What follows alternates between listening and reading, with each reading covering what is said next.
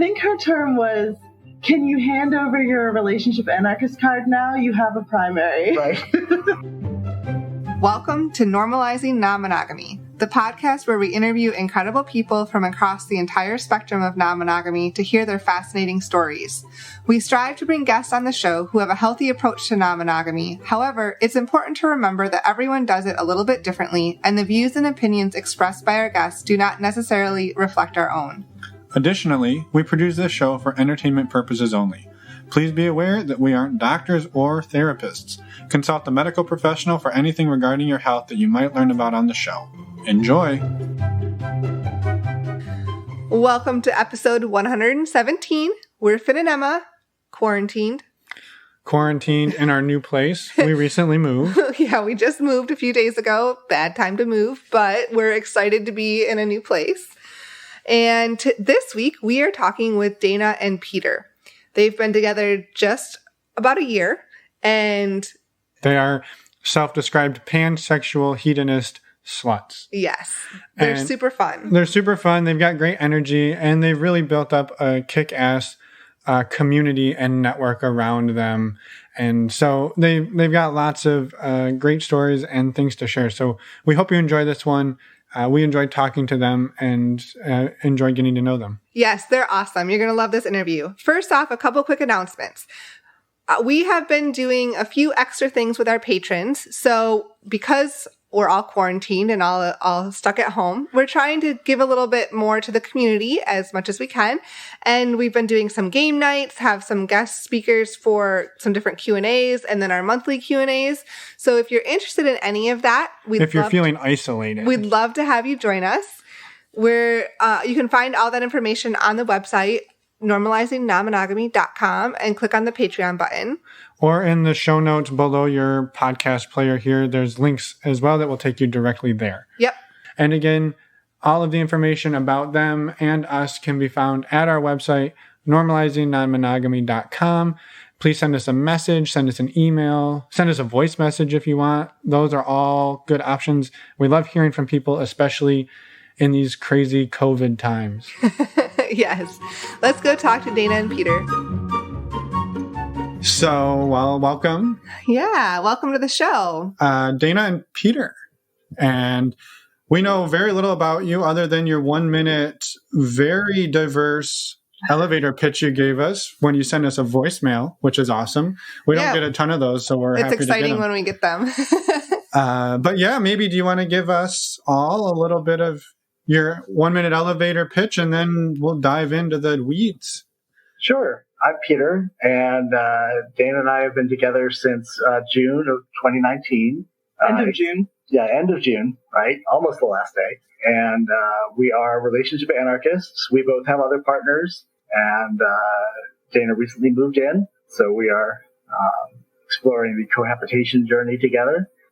We are kinksters. We're in the swinging lifestyle, and we are pansexual, hedonist, unicorn sluts. There you go. That's quite the description. And we'll pick apart all of those maybe as we go. But are you comfortable sharing like approximate age range with people just so they kind of know who they're listening to? Sure. I'm staring 50 in the face like a couple months from now. And I actually never said my name. I'm Dana, and I'm 27. I constantly forget what age I am. Awesome. Well, it's, again, wonderful to meet you both. And yeah, we're excited to hear each of your stories. I think probably somewhat individual before they came together. I would guess there's some history there. Whichever one of you would like to go first, maybe talking about a little bit of your background. Yeah, background in non-monogamy. My history is shorter than yours. I would definitely say. I actually was monogamous with a partner out of college, or start of college, and was with them until July, August-ish of last year. And about 4 or 5 years ago, approximate, we decided to open up our relationship, exploring different people, exploring different situations. I've always had in my head, maybe in the back of my head, what have you, the feeling that monogamy was not for me. So it was, even though I didn't jump into other partners at the time, my partner had, and it was one of those things where it just felt right. It felt like, oh, this feels like a relationship set that works for me and works for what I would like. So you were monogamous with this partner, but they had been non-monogamous in the past? Did I understand that right? No, they hadn't. They came to me asking if we could open up our relationship, which I was fine with. I sat down, thought about it, and went, sure. Is that something that you had thought about before, like previously? Actually, yes. I had thought about it before him, even in high school, because I never dated a lot at all.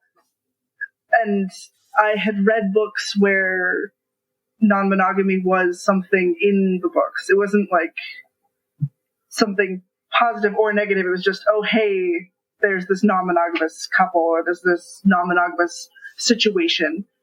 And so I was like, oh, okay. And that, and it fit into my mindset and my thought process throughout my very short dating situations, where every time that I was only dating one person, while I am always, when with a partner, I'm focused on them, it didn't feel right that I only had one partner. It didn't feel right to only, I guess, only focus my love on one person when there's so many more people to love in so many different ways. Yeah. Yeah. Well, that makes a lot of sense. And so when when this other person brought up non-monogamy, you said you were just kind of like, yeah, sure. Did you have any concerns, or did you just kind of like go right for it? The only concern I had was if they would be jealous of me searching for other partners. At the time, I was not very sexually active. I was going through a very dark emotional time. Depression was hitting me very hard. So I was very happy that they were able to find somebody else to kind of release or be with as well as me, in a way. Almost like it was kind of lifting some of that burden from you a little bit. Yes. Yeah. I didn't have to be there for them in all things. So that helped. So at the time, I wasn't looking for other partners because I was dealing with my own stuff. Right. Right. So it was very much like yes, this feels right. You can find people to fill needs that I cannot fill right now. And I may not be able to fill certain ones later, kind of thing. Right. Was it sort of a poly dynamic originally, or like what was the dynamic when you first started exploring? It was sort of a hinge at first because I wasn't looking, and they got another partner, who they're still with. I think that would be a hinge because she and I weren't dating, but we were semi-friends, just metaphor friendliness. Yeah, I think that makes sense. So, yeah, I would think that would be very hinge-ish. Mm-hmm. Yeah, very cool. All right. Well, I'm sure there's a lot more to it, and I'm sure we'll hear a lot more of it, but maybe a little bit of the background on your side, Peter? Sure. So I always knew that I was unconventional.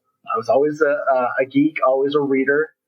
You've heard this part of the story probably, and I know you have because I've heard similar things from other guests, right? I came to non-monogamy through the science fiction path, through Stranger to Strange Land and Moon is a Harsh Mistress in particular. And they resonated with me very strongly. And I always felt like that was so natural to just create the relationships that were right for you. And I feel like, Valentine Michael Smith was maybe the original relationship anarchist before anybody had ever coined that term, right? Because he just loved who he wanted to love, right? And how he wanted to. The problem was I kept falling in love with very monogamous people, and I kept agreeing to monogamy because I thought that's what I was supposed to do, right? I bought into all the, societal messages and pressures to, settle down with someone. And, I eventually ended up in a 20-year marriage to a monogamous person, and did the whole thing, 3 kids, and exited that marriage in 2017 and started on the next part of my journey, actually exploring the relationship styles that I wanted to live, living my life authentically. There was obviously some healing that had to happen there and some change. I had to figure out why it was that I kept agreeing to things that weren't in my joy. Mm-hmm. So that took a little bit of processing, and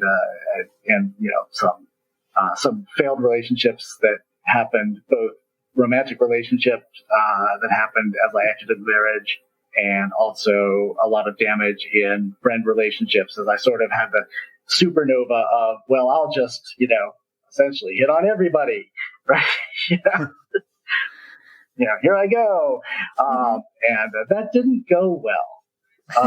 So, if you're opening yourself up, to the world, don't necessarily flirt with everybody, and check out websites on consent to flirt. It's a thing. And, it's some learning that I had to do, and I caused some damage on the way. But as I crossed those thresholds, I ended up going to play parties. And in particular, one of these play parties, really introduced me to the concept of hearing a no with gratitude. And that concept turned my world upside down. And it turned me from a world of scarcity in relationship to one of abundance. And everything since that night, and it was Halloween night of 2018, has been like a complete sea change. Set me on the path to meeting Dana, and set me on the path to meeting my other partners. And it's definitely something that is definitely an incredible thing to do, to stop thinking of no as a bad thing to hear, and to realize that when someone can give you their no, that means that when you hear a yes from them, you can trust them, and you can trust that yes, right? That's made all the difference in not just in romantic relationships, but I think in my way of relating to the world overall. Right. No, that's a really great thing to hear, because we've definitely seen that from other people as well, and it's awesome that you bring it up, and that it was so impactful for you as well, right? That it really kind of shifted everything. What did your relationship, coming out of your marriage, had you tried non-monogamy? Had you tried to broach the subject with your wife, and or coming out of that marriage, where were you, and how did you ramp into Halloween night 2018? So, we had actually experimented with non-monogamy very early in the marriage, and she had a boyfriend. And we didn't have a lot of the tools and the language and the learning that, that may be available today, and nonviolent communication, and maybe we didn't pick the right partner out the gate, but you don't know, right? You don't know those things when you fall for someone, right? But it didn't end well. She broke it off with him, and then that was that didn't work. We're never doing that again. Okay. Right. Yeah. And the door was closed to non-monogamy, and it stayed closed.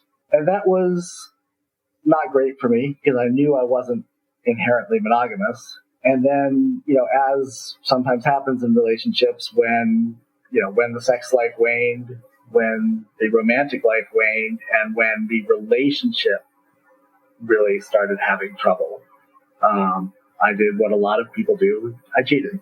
Right.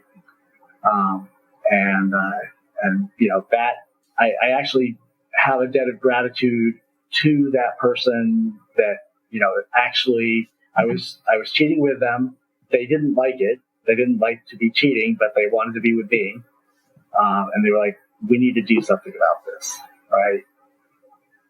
I can't be in this relationship with you when, you're sort of creating an unreality field for your spouse. Ultimately, I told my spouse that we were not working, that monogamy was not going to work for me. I wanted to have the conversation about doing repair in the relationship. That was not going to be okay. So you went to her looking to try to repair the relationship and figure out ways to move forward, potentially getting to other people, but not, you wanted to ultimately repair that relationship, and it didn't end up working out. Right. But I knew I knew repair was not going to look like a monogamous marriage. Yeah. Right. Makes sense. And that was outside of her boundary. So, so a very short time of couples counseling later, I made the decision to separate. So, it was just clear it was not going to be reconcilable. Now, that relationship still ran afoul of challenges in my way of dealing with relationships that I hadn't processed. This was before the 2018 epiphanies, right? And ended up breaking up with that person as well.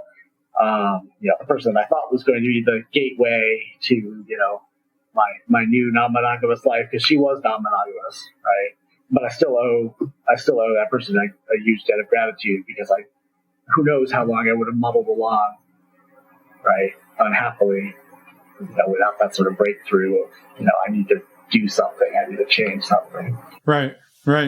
Yeah, no, I mean, that's definitely a hard thing to go through, right? But it sounds like ultimately you've wound up being in a better place for yourself at the time being, right? I guess maybe where were the two of you, not necessarily physically, but like where were each of you when you met each other? Like when you came together, what? Oh, this is a great story. That's the two of us? Story. Yeah. When the two of you came together, where were you at in your journeys? I'm excited for this one. So he loves telling this story, so I'll let him tell it. Okay. So I was in one of my new relationships with a partner. They were actually in a service relationship to me, and we had gone to a party together, a play party, and I had scheduled too many things for this weekend. I had scheduled going to that play party, which was an all-day hedonism party, and then there was a tribe with one of the people that I had just started dating, her sort of extended tribe of kinksters and playmates, that was having a pool party, and she wanted me to go to that party. So I was like, well, it's an all-day party, the first party, so I'll sneak over to the pool party for a couple hours and hang out there. Also, one of my other partners that I had recently started dating was going off to start a grad school residency for 2 weeks. And her husband and her other boyfriend and I had conspired for weeks, and this was the last opportunity, the last night before she left for her residency, to take her out for a really nice dinner and a fun date that she didn't know was anything more than date night with her husband. Ah, okay. So you had a busy weekend. Slightly, yeah. So one day. This was all Saturday. Right? Right. So, but she needed to get up early to leave for her residency. So the date actually ended fairly early. We had a lovely dinner. The waiter was in on it, so he had a little lesson in non-monogamy, because there were the three of us and her, and it was clear we were all four, together, or all three of us with her. He brought out the dessert menu that the one partner had prepared for her of the various activities that she got to choose from, and it was everything from go out to cook s'mores to go play pool, and we were prepared for anything that she picked. And she picked to going out to play pool, and I was in my kilt, so I was at this like biker bar in my kilt. So it's a little different. They probably enjoyed it. Everybody at the bar definitely stood out. But she wanted to get home early and get to sleep so she could leave for residency. So I looked at the clock and I'm like, well, I know I'm in West Virginia, and I know the party's back in Virginia, but it's an all-day party that's going into the wee hours of the morning. I can make it back and, rejoin the party still in progress. So I called my sub, and I said, I'm coming back. I know there won't be that much of the party left, so hopefully you've made some friends and had some fun today. why don't you see if you can arrange some shenanigans for when I get back, just to make the time, most effective, since we'll only have a couple hours left to the end of the party. So we have that conversation. She's like, yes, master. She's kind of like scared and excited at it. Well, it turns out that she had met Dana earlier in the day, and you can pick up the story from here. And well, we played together and all of that. So we had a group of about 4 people at this point, and she turns off her phone and turns to me and the other people, and she goes, "Oh no, we have to set up shenanigans. What does he mean?" And I don't remember if it was me or if it was somebody else in the group, that they just go, "Sex. He means sex. He's coming back to a hedonist party and wants shenanigans here. So let's find a space and figure out all of that." So in the end, we end up laying on a sofa while we're waiting for him to show up. I had never met him, had no idea what he looked like. Anything. It was just, oh God, master's coming. We have to set up. So we had planned out, like, well, we could potentially use this space or this space, because the house had several floors and several spaces to use. But we had no idea exactly when he was showing up. So when he, being the last person in, he opened up we had a good view of the front door. So when he came in the front door, she'd exclaimed, "Oh, hey, master, it's master." I stand up and walk over and ask him if he'd like a hug, because I'm a very touched person and I like to give hugs. And he goes, "Oh, certainly." And so this beautiful woman comes up to me and offers a hug. Don't even know your name at this point. And she comes up to me and she whispers in my ear, "I'm really sorry. I think I broke your sub." Apparently they've been playing and it got a little rough earlier in the day. And there was a little nipple play that got a little bit intense. And I was like, oh. And it was just endearing the way she said it. I reached my arm around, and I don't even remember doing this, but Dana obviously does distinctly. Apparently, just instinctively, the attraction, the connection, my arm just slid down her back to her butt and just gave her a little squeeze. Like electric connection. We've been together ever since. The shenanigans did occur. They were lovely. And then at the end of the party, so it's like 3 a.m., we're all tired, we're in the kitchen, we're figuring out how far we have to go and all this. I've been there since 9 o'clock in the morning, so I'm tired as all get out. And I'm like, oh yeah, no, I've got this long way to drive, and I've got like 45 minutes to go, like, we're blah, blah, blah. He goes, yeah, I've got around the same time. Where are you at? Assuming, of course, that with the way things, because one of my partners lives obviously in West Virginia, the other one is, nearly an hour away, still in Virginia, but just barely, right? And I'm like, okay, well, the way this is going, she's from like, Southern Maryland or something like that. Someplace like at least an hour away. Right, exactly. Ended up being that I was just down the street from him. Wow. Just down the street. So I was like, okay, universe, message received. That's awesome. Yeah. That's a fun meeting story. I mean, it is. And I had a question. So we've heard of swinger parties, we've heard of kink parties, and you've referred to this as a hedonistic party. Do you want to maybe give people a little bit of background on like what that is versus like a kink party or a swinger party? Sure. And I can actually answer this from the perspective of a party attendee, and also now I organize occasional parties, house parties.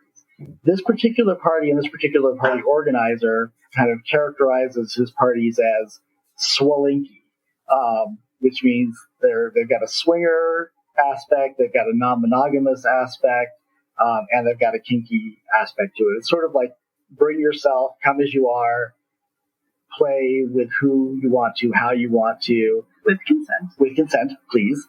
And thank you. So it's, these are sort of hybrid parties. This, and particularly the hedonism party was definitely a hybrid event. So, you might downstairs see someone getting flogged, and upstairs you might have 5 people, having an orgy, in the big queen bed. So, well, not that big a queen bed. So, big enough. Big enough. So, it's like queen beds are only so big, right? Right. Yeah, you have to get a little creative. So, we have a story of a twin bed that held 6 people on it. So, yeah. That's ambitious. Yeah. But there are venues that are very specifically like swinger lifestyle venues, right? And they're definitely oriented towards, we're here to have sex, right? And then of course there's every major metropolitan area has its dungeon, right? Mm-hmm. It's like, we're really here to have kinky play, right? But the interesting thing I've seen is almost every lifestyle club I've gone to has one little room in the corner with a St. Andrew's cross tucked up. There's like, and this is our kink room, right? And and most of the dungeons attempt to at least have a bedroom or a bed off in a corner, an alcove somewhere. It's like, and if you really want to go have sex, you can do that over there. So it's like, there is no hard line, between swinger and kink. And, I find that people try and draw those lines, but it's not murky. Yeah. Right. Yeah. Right. Yeah. Well, so where along each of your journeys did you get into the kinky side of things? Because it sounds like you had both discovered that before you met each other in some fashion. And I wanted just to add on that too. I know you talked a little bit about the Dom sub dynamic, and could you describe that a little bit for listeners who might not be as familiar, like how that worked for you? But sure. And this was actually my first service relationship as a Dom, as master with a capital M. And it was really interesting because we set this routine like in text messages. Me and I, you, always with capital, and when she was referring to herself, always with lowercase letter. Like these little interesting power, dynamics that you would put into it that were almost, that never even, it's not like we saw them in a book, right? We created these rituals dynamically in the relationship, but it was a really interesting thing. I didn't seek it out. She actually asked to be in service, and I was like, okay, let me. You might have to explain in service. Okay. Sure. To be in service is basically submitting yourself to someone else's demands, someone else's will. And it's definitely a power exchange. And it's also a responsibility, on the part of the person who's accepting that service. Right. I learned a lot of lessons. This is like most of the time, this was my first rodeo. So I definitely learned some lessons, like you can ask too much and basically put someone in a position where like they really want to serve. They want to do all these things that you're asking, and they're just not able to do it. And then, then they've got consequences of, they have to, serve out a punishment, for a certain length of time, think of it as a timeout, right? You use different mechanisms. And if they don't get it done that day, they have to do it the next day. Now, service can be really interesting. This person's first service was to not smoke anymore. Interesting. Yeah. Right? So I'm your master. I don't enjoy smoke. You can be in my service, but not as a smoker. Right? And I said, I'm not a doctor. Right? So you have two choices. You can do this cold turkey, or you can go get a doctor's appointment and set up a cessation program, describe it to me, and that will be your service, right? And she opted the cold turkey route, which more power to her, because that was a hard few days and hard few weeks and a hard few months, right? But she did it, and she is not a smoker, even though she's not in service. She's not a smoker to this day. Wow, she is amazing, right? And like you will stop drinking Diet Mountain Dew. Right? These 2-liter bottles of Diet Mountain Dew are not for you anymore. You will drink water, right? You will tell me when you finish your water bottle. You will get a water bottle. you'll carry it with you. And every time you finish that water bottle, you'll report to me that you finished it. You'll refill it. You'll start again, and you'll tell me when you finish the next one. Right? This is service. Sound right? like a gym trainer. What's that? Right? Sound like a gym trainer. Right? But in a power exchange way, as opposed to so you're getting something out of this, right? You're affecting change in someone's life. You're also reaping the rewards. I mean, like, literally, it was a better relationship for me to be in a relationship with someone who wasn't a smoker. I enjoyed that more, right? But, the fact that this person had willingly submitted to that and said, yes, sir, I will do that. That's an amazing thing, right? So that's kind of what service is. And that's, an expression of dominance. Dominance can also be shine my shoes. Can also be, right.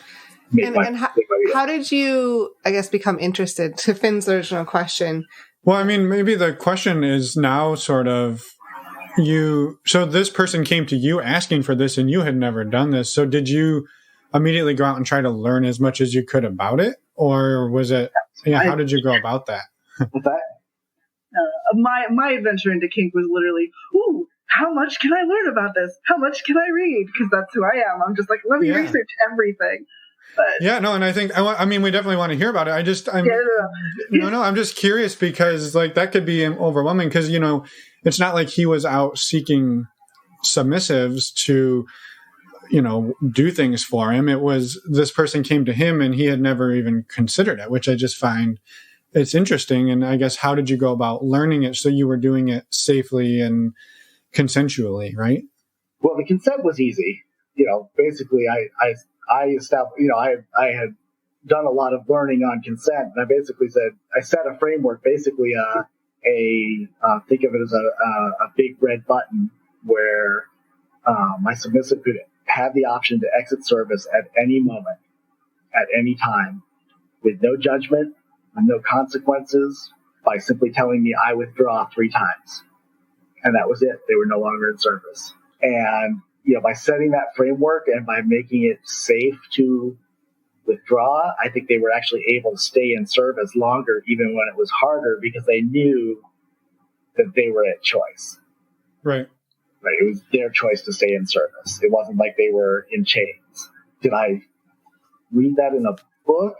No. I mean, I had known some things about dominance and submission relationships from talking to friends who had been in that sort of relationship.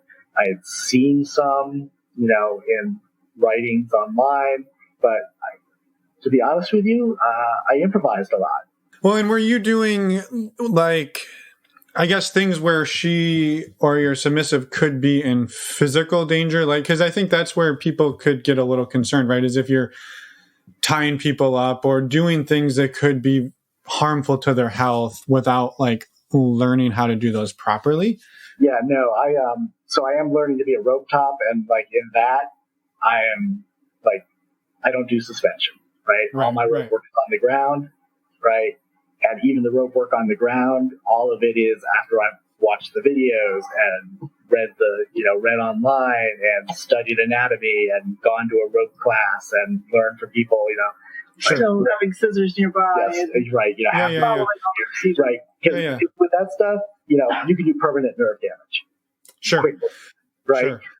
So, but no, in the service relationship, I wasn't asking any, like, dangerous predicaments, right? I mean, like, certainly quitting smoking was painful and hard, but and even there, I was like, well, make your choice. Go to a doctor or sure. And I try to make sure absolutely clear, like, this was your call, right? Like, I'm getting, the only boundary is you won't be a smoker at the end of it. How you get there, you have these 2 paths. Okay, no, that's great. I just wanted to make sure that for people listening, right, that are like, oh, I've been thinking into getting into a dom sub relationship, and you just do it, right? And for, I think, some of the psychological piece, right, it sounds like they were fairly benign activities for the most part. There was no real risk to health without, do, like you said, if there is, you're doing classes, you're taking all the necessary precautions. Yeah. That's all. But what I would say is I did learn, in terms of psychological harms, right? Sure. Yeah. Putting someone in a position where they are giving themselves pressure to perform for you all these services. Right. And in this case, I was demanding that they get a certain number of hours of sleep, but also get physical exercise, drink all this water. At the same time, she had introduced Dana and I, and we had very quickly fallen into a triad relationship. So the three of us also wanted to spend time together. Right. So it can be difficult to balance all that. Right. So, she was like, I need to go to sleep now. You guys still want to play. I'm not going to get my sleep. I'm going to end up having to suffer a consequence if I don't get my sleep. Right. It turned into a painful challenge and dynamic for her, and she ultimately ended the relationship because she felt she couldn't do both things. She couldn't enjoy the relationship with us and satisfy her service, and it started to not be enjoyable. Right? Yeah. That makes sense for sure. She did have the option, right, to end the service if she wanted to, and still continue the relationship with you two, right? Like she just chose to what she wanted at that moment. Right. I won't speak for her, but it was I'm sure that enough damage was done because I wasn't listening. I wasn't hearing how hard it was for her. Right. So it wasn't, that hurts a relationship. Right. Yeah. That makes sense. You're not hearing that someone's struggling, right. That does damage to a relationship. Right. Yeah. Right. Well, and we don't want you to speak for her. No, I was just curious. For sure. So I guess, Dana, when did you come across kink? And it sounds like yours was very much a research-based decision. Well, or a research-informed decision. When you start looking into stuff like this in high school, it is most definitely research-based first, or at least it was for me. I was interested in it because I was playing a text-based role-playing game, and some people were talking about tying people up and beating people, and I was like, oh, interesting. So I started asking questions, because there was a side chat where you could just kind of, out of character, talk to people. So I was asking questions, and I was getting responses of, oh yeah, this, that, the next thing. Oh yeah, if you could check this book or what have you. Google this. I Googled a lot. And so just kind of most of it was just research up until about 3-ish years ago, I want to say, when a friend of mine tied me up. We had a lot of conversation and we negotiated that scene days beforehand. Literally over the phone, and then together in person, negotiated it nearly to death, which was fine because it made us both feel very safer, and we knew sort of what was going to happen, but not everything. So some things were a surprise, and it was So since then, it's just been a wild ride of learning new things and trying new things and seeing what works, what doesn't, keeping up with communication, and so on and so forth. Very cool. And maybe what does the relationship look like for the two of you right now? Yeah, you mentioned relationship anarchy. You mentioned sluts, hedonists, kinky, swingers. Yeah. Everything. You're a fitness coach, it sounds like. Well, after I met him, I did lose, 30, 40 pounds? Due to illness, losing appetite, but also the amount of sex that we had in that time span was kind of ridiculous. Still happening. Yeah. So, it's actually been a really good year health-wise. We call it the hedonist slut workout plan. What was the question? What is the relationship dynamic, between the two of you and maybe your orbits look like today? So there's the two of us, and we each have other partners. I have 3 people that I call my I love yous. Right? Sort of the people that are, if you go and find my fet, they're the ones that are dating / polyamorous relationship with me. I have other play partners that I'm happy to play with whenever we're together. We have a tribe. We call it the Hive. It's realized in a Discord room in terms of its day-to-day existence, but it's not a chat room. It's a duocracy of people who are all in some connection, whether friendship or romantic connection, and we plan events. We plan going out to clubs together. We plan vanilla things of just randomly showing up at trivia nearby or going to a restaurant. Someone's hungry, so it's like, oh hey, I'm hungry and I don't want to cook. Oh, okay, yeah. Well, I can meet you here, and then like 2 or 3 other people are like, yeah, let's do this, and sort of expands from there. Right. Some people have coined the term for it, tribalamory. Right. It's some hybrid between a polycule and a friend tribe. Yeah. So that's the relationship anarchy part of it does make it sort of amorphous in that. One thing, that surprises people is we live together and we have 0 relationship agreements, right? We don't exercise veto power. We don't check in like, well, is this person okay? Right? The only thing that we would confer on is if we want to play with somebody together, right? We would both have to be an enthusiastic yes. There's, the term in the swinging community is, don't take one for the team. You've heard that before 1,000 times, right? So we are at choice in who we're relating with and how we're relating. So we wouldn't do that if we weren't an enthusiastic yes. Now, we might explore something new because we haven't tried it before and we don't know if we're going to like it. That's different from trying something that you're not really into. Right. Right. So each of you basically has full autonomy to do anything with any partner or any person that you come across, and you're not really primaries in any way. Everything is sort of just an equal playing field as it is today. Even though you're cohabitating. Right. I mean, yeah, it's funny because one of my other partners teased the heck out of me. She's like, happy. And I'm known in the scene as happy. You have a primary, pointed at Dana. And I'm like, really? What does that mean? And,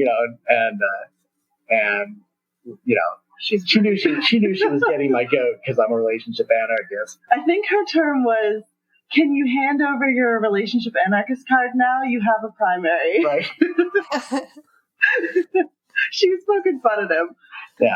So what is it that, I guess, for somebody listening who's not familiar with relationship anarchy, because there's probably at least a couple of people, what is it, if they hear you're living together, you're doing the show together, right? Not that our show defines your relationship style. No, it does not. That would be pretty cool power if we had that. Yeah. But so you are, cohabitating together, but you don't define that as being primary partners. So what is, I guess, how do you define things in your relationship then? I don't consider myself like an expert in relationship anarchy. I've read the manifesto, so I guess, that puts me up, over anyone who hasn't. But the core tenet of relationship anarchy is to realize that we are in relationship with every person we interact with, from our baristas at our local Starbucks, who we adore, to your mail carrier, to the people that you're in intimate partnership with. And the freedom and the joy of relationship anarchy is realizing that you get to define that relationship, and you are also responsible for creating that relationship with each one of those people. And it's essentially on you not to hand that over to someone else to define it for you. And when you take that responsibility, it's like I heard this recently, and I need to find the citation or the quote for it because it just blew me away. It's like you heard the Spider-Man quote: "With great power comes great responsibility." I read a writing that flipped it on its head, and it's like by taking responsibility, you have great power. Right, like power comes from taking responsibility. And I was like, that's amazing. And I think that's one of the beauties of relationship anarchy is taking responsibility for your relationships. Yeah. And I wanted to give Dana a chance too what is your, I guess, relationship? Polycule? Yes, that's a good bit. That's much better. Because in the end, it starts looking like a molecule if you start drawing it out. Right. Because interdating and all of that. I do sort of take bits and pieces from relationship anarchy. I take bits and pieces from regular polyamory, like straight up many love. And I just sort of, just like in religion, politics, what have you, I sort of take things and go, I'm making my own. So I would truly say that we are polyamorous with each other. In the same term of relationship anarchy, we are polyamorous with each other. So we have many love with each other, but with also many other people. I'm dating people that he's also dating. I'm dating people that I'm dating separately. I have play partners and people that I go on like small get-togethers with. I have girl nights with some people. I have just sit down and cuddle puddles and just morphing things like that. So I also have several partners that are very, very close to me. But I treat every relationship as its own, regardless of what connection it has to another relationship. So my relationship with a partner that he also has a relationship with, I take that and I don't even think about, well, beyond if it's affecting the current relationship, I don't think about their relationship unless if some conflict or something is currently affecting the relationship I'm having with that person. Right. So if Peter was to end his relationship with that person, there wouldn't be like, well, I've ended the relationship, now you must also end the relationship because that's how we do things, right? Yeah, and that's no. If he ends a relationship with this person and comes to me with that kind of thing or request, my answer would probably be a flat out no. Like, unless if there was some underlying factors, but that would also be I would try to gather as much information as possible. I'm a researcher. I like to gather up all the data. I'm a data junkie. Simple term. So if he ended up ending the relationship, I would still have this relationship with this person. It might be a little rougher due to the fact that they may have, mattering on how the relationship ends, it might be a little bit harder, but it would still be something that it would be, well, my relationship with this person is not defined by their relationship to another partner, I guess is the easiest way to say it. One difference in your relationship map is that you have a long-distance relationship with a couple. I have 3 long-distance relationships. Yeah, you do. True.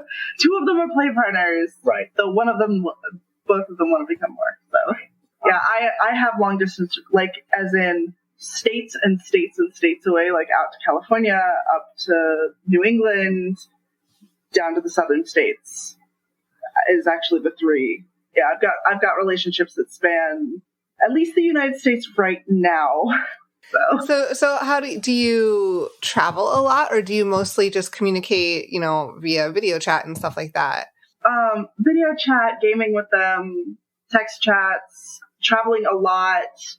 I think last year I went up to New England about 4 times in the span of the year, 4 or 5 times. Seeing them at conventions when they're coming around, going out. And then when I'm in their area, making time to see them, small things like that. Yeah. So I have to imagine there's people listening that are wondering, are your days longer than our days? Because that seems like a lot of things to do in a 24-hour period. Yes. And how do you manage it all? With a Google Calendar that is currently scheduled out to July. So so it was good. I think we gave you like 3 weeks for this interview, which probably wasn't enough time. It was perfect for the day and the time that it was picked. That's a great. Oh, good. We also had a date night sort of situation right after work, so it was date night. Gotta go and get the headset, right. And here we are. Right. Perfect. So your days are like scheduled down to like 10-minute increments, I would I'm guessing like that just like, I just am curious, like, and I'm not trying to be critical in any way, just like, it sounds to a lot of people, it would seem very exhausting. Or just very tough to manage. And I'm just curious how you do manage it for anybody who's like, I really want to do exactly what she's doing, but I don't have the time to do it. Yeah. Having the Google Calendar has helped a lot, and being very open and communicative is doing wonders for me. Having a calendar, and then I'll be on like OkCupid or Open or talking to someone on FET or whatever, and they want to schedule sitting down for drinks. Cool. I instantly tell them, hey, I have a calendar that is super full. Here's some very specific days and sometimes very specific times that I can schedule with you. Does this work for you? I am a very time-sensitive person, as in my time is precious to me, and I feel that when I schedule with somebody, the time that I schedule with that person, I then also try to achieve, because my time is precious to me. I feel that everybody's time is precious to them. I don't want to waste it. Yeah, it sounds like you don't want to like spend time like shooting the shit, I guess, for lack of a better phrase. Like you want to like actually get to know people, and, or to make plans and then cancel them at the last minute, or all variations of that for sure. Yeah, or ghosting. Yeah, or any of that. Yeah, and if rescheduling needs to happen, the rescheduling conversation happens as soon as I find out of, oh, hey, sorry, there's a scheduling conflict, or, oh, hey, sorry, I forgot to put something, or someone else forgot to put something, or what have you, like something didn't happen, or death in the family. That has happened recently. And I've rescheduled. That conversation normally happens as soon as I find out. It is open communication of, oh, hey, I need to hit these people up. It seems like the days seem long, but they flow nice enough that I don't feel overwhelmed with my days. I don't feel overwhelmed with the amount of people and the amount of connections that I'm creating and nurturing and loving on. Yeah. Yeah. No, that's wonderful. You found what works for you and what feels fulfilling for you. Hopefully both of you, that's what it sounds like. Every day starts with meditation for me. Not a long time, 10 minutes. Then usually touch, connection, sex with Dana. One of those three or all of them. Right. Then we're in the rush off to work, get through the work day, and then whatever we have for the evening. And then we close, together at the end of the day, reconnect at the end of the day. I don't even necessarily feel like overwhelmed by all the things that we're doing, because it's like a flow, right? It's just we're going in the moment, living in the moment of the next thing. What's the next thing? What's the next most important thing? What's the next thing on the calendar? And it feels good, right? If it felt bad, if I felt overwhelmed or stressed by it, or I didn't want to do it, that would be different. Right, of course. Right. I have blackout days. Like my birthday, I've completely blocked off on the calendar of, I will schedule this day out however I want. Like my personal calendar. Or if I'm feeling overwhelmed, I'll block off time of like, I'm going to take a breather. I'm just going to sit and read, or like, it seems kind of extreme logical or extreme clinical, I guess, but like literally scheduling out self-time and self-relaxation and just scheduling it out seems kind of cold, but it works for me. Yeah. Mm-hmm. Yeah. No, that's awesome. Well, I think, it's amazing that you are doing that, because self-care is very important, right, for all of us. Yeah. So, it sounds like you've both surrounded yourselves with tribes and queues of different variations. Yeah. And it seems that it's logically that probably most of your friend group is part of this open network and community of people. But are you out to other friends and family about sort of this, your relationship styles? Yeah, I actually have a funny story. I was out to my mother for a very long time. She let the cat out of the bag to my sisters. I have two sisters. She let the cat out of the bag to my sisters within a couple months, but then told me about it. Very apologetic. And she said that they wouldn't come to me until I told them. And so I was like, cool, I'm not going to come out to them until either something happens or what have you, because the information's out there. And I just came out to my father a week ago, and he took it very, very pleasant. I do a summer, my family does my mother's side of the family does a summer beach house type deal. So in August, I think it was August, it was either July or August, I show up and I sit down on the sand and I go, so I added 2 more people to my roster. And my family goes, what? I was like, yeah, I added 2 more lovers to my roster. And the reaction, because most of them had never heard that I was poly. And the reactions varied from a cousin who thinks polygamy is abuse, straight up, and she had no idea what polyamory was. Her going, to just cousins going, oh, no, that sounds great. That sounds, you do you. So I've had positive experiences with being very, very open and authentic with myself. And with awesome. Yeah, that's great to hear. Mm-hmm. So I'm out with my parents, with my brother, and I'm out with my closest friends, my friends from high school. I was the one who was like in high school, the boy who had female friends and would love to be dating them, but was instead in the role of listening to them complain about all of their boyfriends. But I'm still friends with all of them, and they're all happy in their lives, happily married or happily enjoying their adventures in their single life, and we're still in connection. And they, I think they kind of are amused by my non-monogamous adventures. They're like, well, not for me, but that's pretty cool. So my mom's reaction, right? Not my cup of tea, but you do you. Right. You seem to be enjoying yourself. Yeah. So I've had general acceptance. I don't inherently explicitly closet myself at work, but I work in not super conservative, but government. Yeah, you don't broadcast it, but you don't hide it, right? So if somebody asks me a question, I'm not gonna use Dana as like a shield or a camouflage of, oh, that's my girlfriend, right? One of my partners, right? And because I believe in living authentically, and not because to say my girlfriend Dana as if my other partners don't exist would be A, inauthentic, and B, I think hurtful to everyone else I'm in relationship with. And I know that there's people who are in that position where they have to have a shield partner, right? That is their camouflage, that they kind of exercise couple privilege and couple camouflage with.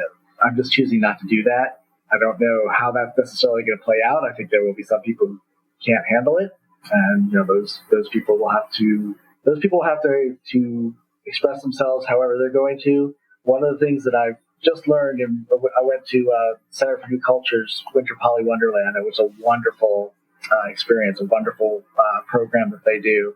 And one of the presenters presented this idea of the semi-permeable membrane, where if somebody provides you feedback, it could be constructive and useful, but you don't automatically take feedback in, right? You kind of put it into this buffer zone where you're like, oh, I'm noticing the feedback. I'm noticing this. Do I choose to bring this in, right, and do something about it? Or do I realize that this is really something that's about the person who's talking, not about me? Right. It's a great model for handling, when you got someone who just doesn't get you, right? Like that's about them, not about you. Yeah, for sure. And I know people might be curious. You did mention children. Are you out to your kids? Yeah, I'm out to my kids. They know my partners. I don't go into any detail about. Obviously, you don't talk about your intimate life with young kids, right? Right. But they know that these are people that I'm in a romantic relationship with. Obviously, they know Dana lives with me, right? Mm-hmm. So yeah. I think basically where I'm taking it is I'm kind of waiting for them to have the curiosity to ask questions and then decide what the right, sort of developmental answers are, for where they are. I mean, honestly, in some sense, it's only a few years out from separation and divorce. That's still probably more what's present for them in their life right now than dad and his new relationships, right? So, right. Yeah. Well, I mean, we covered a lot of ground. We didn't do it in any logical fashion, so I think that's fitting for maybe the anarchist part of this. Yeah, we kind of bounced around a little bit. Then there's absolutely nothing wrong with that. So is there anything that either of you wanted to make sure you got out into the podcast world before we let you get along with your evenings? I can't really think of anything on my side. What about you, Peter? I am really grateful for this opportunity. I had never thought about going on a podcast and actually thought it was a little bit hubris to do it. And I had partners start talking to me about how being in connection with me and hearing about being at choice and the abundance mentality of being grateful for people's no and understanding that meant you could trust a yes when you heard it. So I would really, if people want to walk away with one thing from this, walk away with the abundance mentality, study that part of consent culture that is focused around hearing a no with true gratitude and expressing that gratitude to the person who said no to you and tell them thank you for taking care of yourself. Yeah. Awesome. Well, and I mean, that's a great moral for any story. Yeah. So thank you for sharing it again and emphasizing it. And I know that we're going to wrap up, but I did want to, I realized that one thing we often touch on our shows is safety. And I wanted to just, because you both have mentioned that you have a lot of partners, and how do you keep yourselves safe with all of that, both physically and sexually? So I have some research and reading on this subject because, obviously this is one thing where you can't have lifelong consequences of getting it wrong, right? Mm-hmm. For myself, I've chosen to do quarterly testing, and I test for all of the common STIs. I still test for HSV, even though that's controversial, for herpes, just because I want the information if I ever convert positive for HSV 1 or 2. There are some doctors who don't even really consider that to be a problem.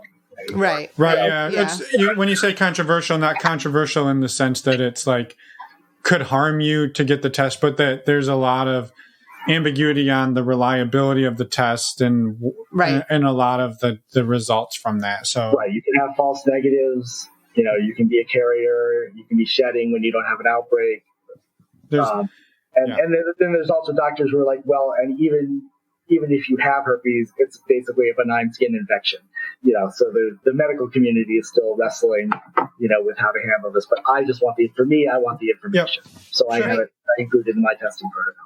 I test quarterly. That just seems to be the right number based on like how long after an exposure you might, test positive for most STIs. So I use barriers for penetrative sex with everyone except for with Dana.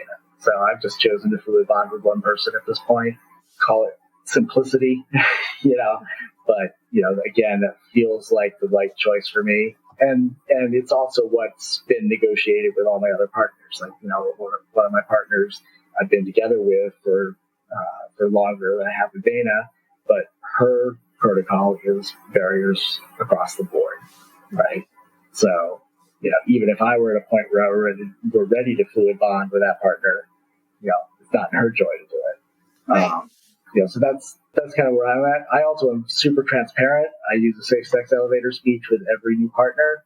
I update my safe sex elevator speech periodically with my existing partners, and I publish my safe sex elevator speech on my FET profile. As I get my new test results, I just go in and update my profile and say, here's my new test date. So this is the transparency model that I've chosen to go with. Yeah. Very cool. No, I appreciate you sharing that. Yeah, I follow the same, except for I haven't posted my safe-sex elevator speech on that, but quarterly testing, very, very selective fluid bonding, obviously, just you. Barriers for penetrative sex. I also, and being less on the sexual side, more on the physical side, I also go through every single date that I have, regardless of who it's with, it's always on the calendar. Because there's multiple people that are connected on this calendar that can view it, so they know, hey, Dana's got a date coming up. We actually use a tracking app, funny enough, for part of our polycule. It tracks where your phone is, and since you always have your phone on you, you can always turn off the tracking.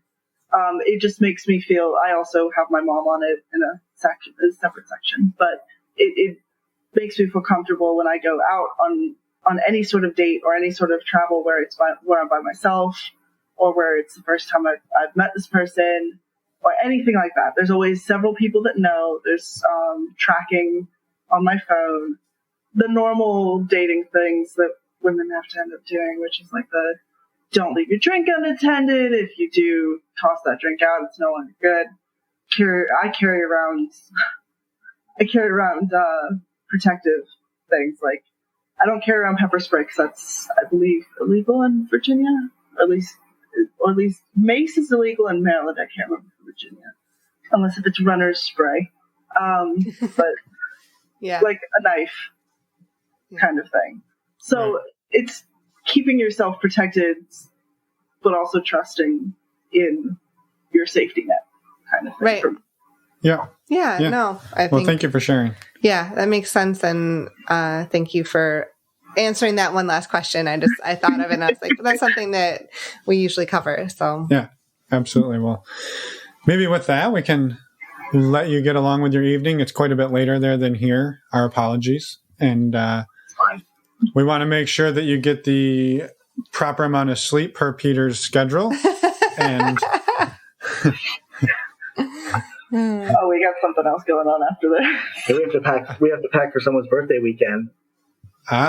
Well, very exciting. Well, we won't keep you from that. And happy early birthday. Yeah, that's awesome. And maybe we'll get to do it again in a year or so. Fantastic. See an update. Yeah. Awesome. That would be great. All right. Well, thank you guys. Thank you. Have a wonderful night. Good night. Have a good one. And we're back. Thanks to Dana and Peter for reaching out to us, coming on the show, sharing your story. You know, they had quite the journey. I was going to say, quite the journey. Both of them, separately and together. Also, I'm going to try to get on Peter's training regimen, where he makes me sleep a certain number of hours every night, and he stops me from drinking the things I shouldn't drink and eating the things I shouldn't eat. Yeah. He's a for-hired coach. Yeah. Gym coach. Why not? So I'll be signing up, Peter. Reach out. Thanks again for coming on. And what's next? Friday, we've got our final Focus Fridays. Say that 5 times fast. Final Focus Fridays. Five final times Focus fast. Fridays. It's the final one. But For don't now, worry. of season 1. This is season 1. We'll likely do a season 2 at some point. Or we'll be crazy and skip right to season 4. Who knows? You never know. But first off, we got episode 10 for you. This is a conversation actually with Catherine Scantlin. She's a relationship coach. We had her on episode 2 of Focus Fridays as well. But we wanted to talk with her because we had people call in to the show and call in to leave us voicemails about how they brought up non-monogamy to their partner. You may have remembered us asking for those calls back in like November timeframe. But this is the discussion where we talk about how to bring up non-monogamy to your partner. Yep, and it's a great, fun episode. So thank you to everybody who called in. We hope you enjoy that one. And then next week, we've got episode 118, believe it or not. And that is with Kamala Devi and Michael. And she is an author, and they are big advocates in the non-monogamy community in Southern California. So you'll be interested to hear that one, and we're excited to bring it to you in a week. Hope everyone's doing well, staying safe, and hanging in there through all of this. And healthy. Stay healthy. That's the most important thing. Take care of yourselves. take care of your families and loved ones. And again, if you're looking for some community, check out our website, normalizingnonmonogamy.com. Click on the Patreon button and come join us. Even if you just check it out for a month and see if it's for you, I think you'll find it is. We'd love to have you. We would. And so would the other people, the other patrons. That's fair. Yeah. All right. That's enough promoting ourselves. Have a great evening. Enjoy and take care. Yes. Thank you so much for listening.